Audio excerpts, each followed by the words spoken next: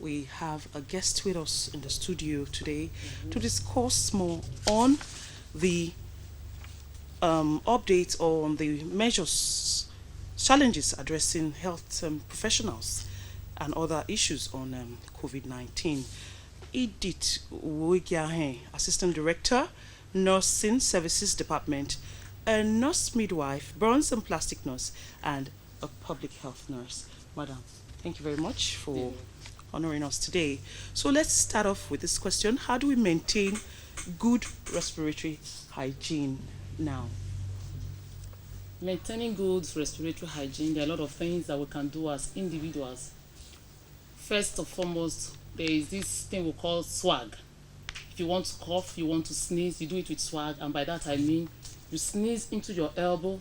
You want to cough, you cough into your elbow, of course with your face mask on if you know you have a cough. Reason being that we don't want your aerosols or the saliva from your mouth to be exposed in the air, not to enter the face or the mouth of any individual that is close by you. So as much as possible, we need our people to wear face masks. Our people are not complying with that rule by the state government. We shouldn't push the government to ensure a total lockdown in our state. It's simple. Even if there's no COVID-19, you lose nothing for wearing the face masks. Let us comply, wear our face masks at regular interval, maintain social distance between you and any other person you are relating with. You can see the way we're even seated at the studio. So that you can hear what I have to say. I'm not wearing my mask, she's not wearing. And we have to space ourselves. Let us comply by these simple rules and we'll be safe.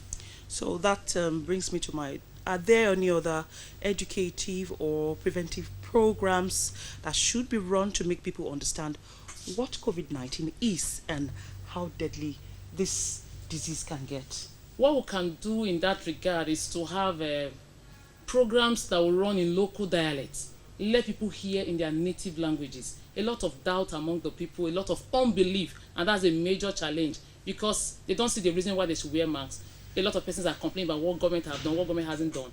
We need to talk to them in their local language because if maybe the English we are speaking is what is making them not to understand, let's do program in Edo language, in Igbo language, in Hausa, local dialects that will drive home the point because what is happening is real. If we allow death to begin to occur in our state as we have in foreign land, we're going to have issues in our hands because we'll be seeing decomposing body on the streets. So what challenges hinder quality palliative care, to COVID-19 patients? What are the challenges that health professionals, face? Well, the first problem that we're having now is stigmatization. A lot of stigma attached with it. In our local environment or communities where we live, people say, oh, my husband said they got to my neighbor. How are they? And it's like, your wife working UBTH. As if we don't want to see you, that kind of a thing. And even among health workers, some of us have this phobia for the virus and we stigmatize those working in those units. It's quite a challenge. We need to encourage one another in times like this. If I back off the way the other person backs off, who nurses the patient? Yeah. Who manages the patient? So it's our collective responsibility. Let us join hands and give the support that we can get. Then for PPEs that we wear, we can never have enough. Anybody that have the means of giving more to the state, to give more to the hospitals managing this private patient. Individuals now and other organizations. Anybody that can, anything you can do to be of support, to add value to the system, the time to help one another is now. No. So what steps can, doctors and other health professionals take to stay healthy during this COVID-19 pandemic? We need to boost our immunity as individuals. We need to eat well. We need to rest well. When you're on time off, ensure you take maximum rest so that you don't wear yourself out. Then avoid fear as much as possible. Even the Holy Book says, fear has torment.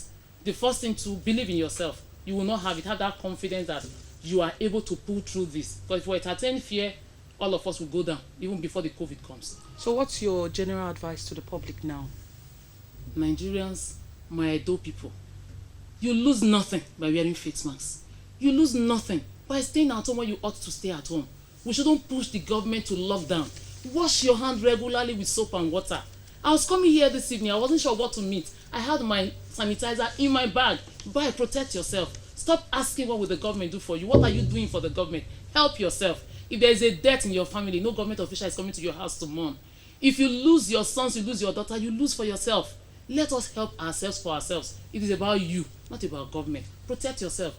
Edo State, we have children abroad in Italy. Edo is the second home for Italians and those from Spain. We have our children there. They should tell us what is happening. That's a word they say is enough for the wise. Prevention is better, safer, healthier than cure. Stay safe. Thank you. That's the message there. Stay safe. Thank you very much, Thank you. Mrs. Edith Uwigiaren, for honoring us today.